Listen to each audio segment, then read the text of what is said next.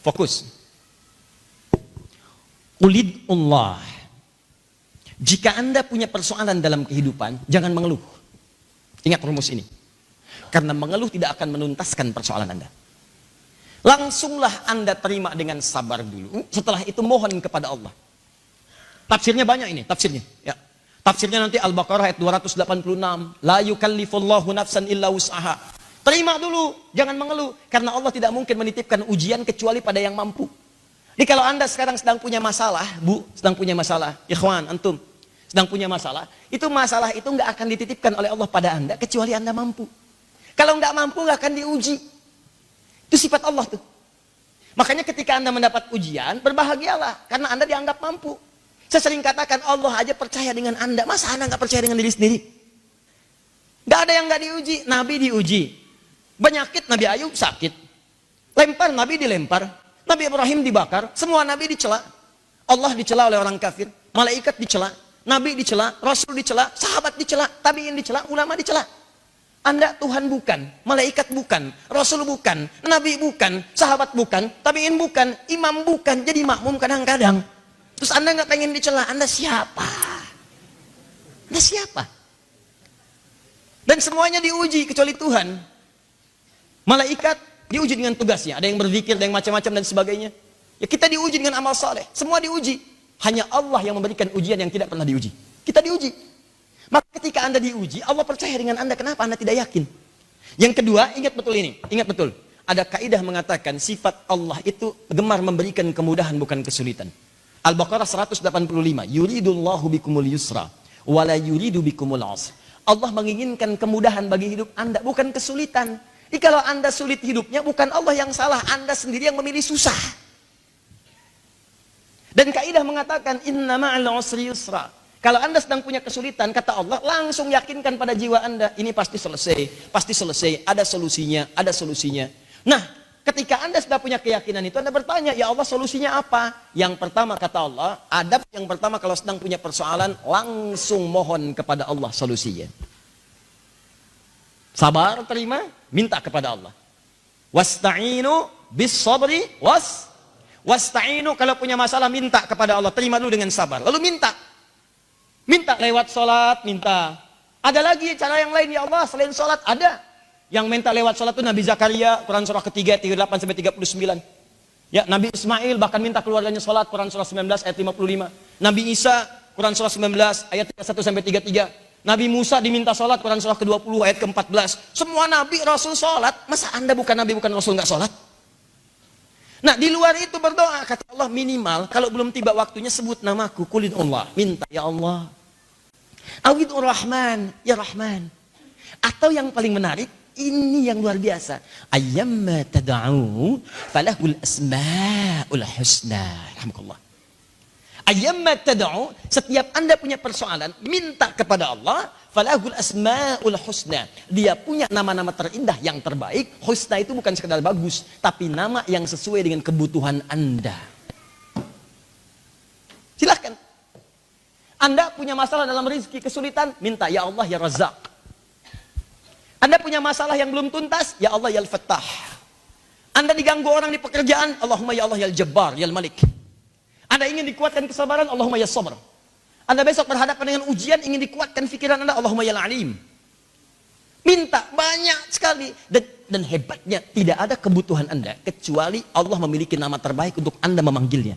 Sesuai dengan apa yang Anda butuhkan. Makanya kalau baca Al-Asmaul Husna, saran saya, kalau berhafal silahkan. Tapi kalau memohon doa, jangan disebutkan semuanya, repot Anda nanti.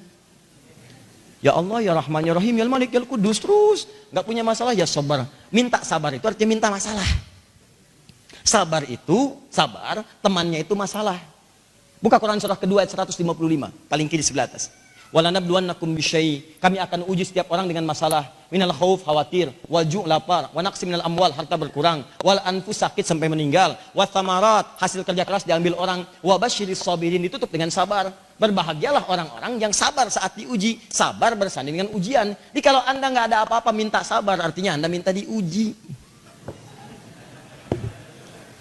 Nah, di antara nama lagi ada yang lain, apa itu? Nama Allah yang memberikan keberkahan. Apa itu berkah? Ziyadatul khair, bertambah nilai kebaikannya. Ini rahasia terbesarnya. Berkah itu bertambah nilai kebaikannya, ziyadatul khair. Dikala mata dapat berkah di mata ini, maka dia hanya akan melihat yang baik-baik saja. Qul lil mu'minina yaghuddu min absarihim, katakan pada pria-pria beriman, palingkan matamu dari hal yang tidak baik. Ada orang yang mendapat berkah matanya dari Allah, diberkahi matanya, maka dia hanya melihat yang baik-baik saja. Yang baik lihat, tidak baik dia palingkan. Tayangan baik lihat, yang tidak baik dia palingkan. Makanya kalau mata Anda pernah digunakan pada yang tidak baik, maka tidak ada keberkahan pada penglihatan itu. Lebih berkah orang yang nggak bisa lihat tiba-tiba hafal Quran. Kok bisa ada anak ya usianya masih dini belum balik hafal Quran, mata nggak bisa lihat, orang menyebutnya buta.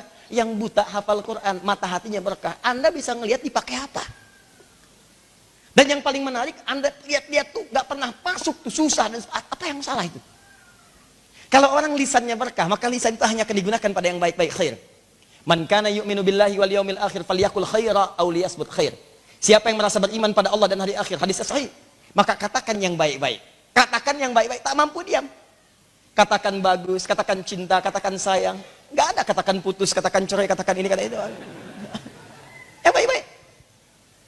Tangan ini berkah, maka hanya digunakan yang baik-baik. Tulis status yang baik, share hadis, share ayat, share kajian, macam-macam. Enggak ada nulis yang aneh-aneh. Kaki diberkahi melangkah pada yang baik. Kalau jalan itu tawadhu, bahkan turun langsung tuh suratnya sama Al-Furqan.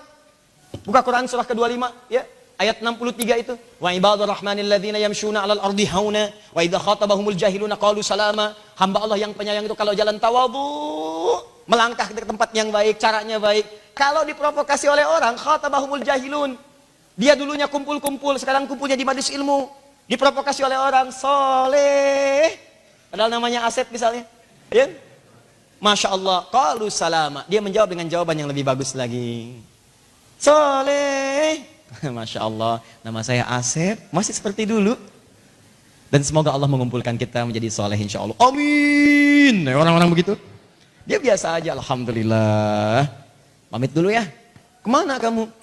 Saya sudah dulu sama-sama kan kita ngejar dunia. Saatnya sekarang saya mau ngejar akhirat. Pim. Assalamualaikum. Dan Anda doakan dia. Itu yang paling indah. Nah itu yang disebut dengan keberkahan, ziyadatul khair. Di pakaian ada keberkahan, maka Anda akan gunakan pada yang baik-baik. Nggak pernah dipakai maksiat. Apalagi pakaian dibuka untuk mengumbar aurat. Tadi di Kelapa Gading saya sampaikan, manusia sekarang tuh agak aneh. Fungsi pakaian itu menutup aurat. Sekarang orang aneh, pakai pakaian kok dibuka auratnya. Paham nggak maksudnya?